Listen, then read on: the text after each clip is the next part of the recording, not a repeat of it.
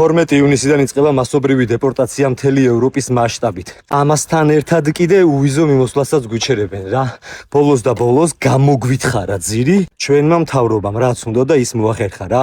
ეხლა მე ვარ გერმანიაში, აქ ჩამოდიოდნენ ქართველები და ჩამოდიან კიდევაც ოჯახებით, ბავშვებით. გერმანია აძლევს სახლს, ურიცხავს ფულს, კურნალობს თავიდან ბოლომდე უმაღლესი დონის ჯანდაცვით სარგებლობს აქ ჩამოსული ემიგრანტი ქართველი და არა მარტო. და ამის სანაცვლოდ გერმანია იღებდა ჩვენი ხელისუფლებისგან გინებას, დაცინვას, ირონიას და ასე შემდეგ რა. ხო და არავინ არ გაგიტარებს იმან თავზე ხელი გისვას და შენ დედა აგინო რა. ბოლოს და ბოლოს ისევ საკუთარმა ხელისუფლებამ გამოგვითხარა ყველაფერ ნორმალურთან დაკავშირებით ძირი რა.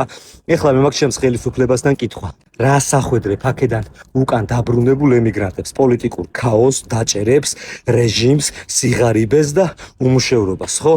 ქართველები როგორ გაგცემენ ამაზე პასუხს ხელისუფლებას მიმართა.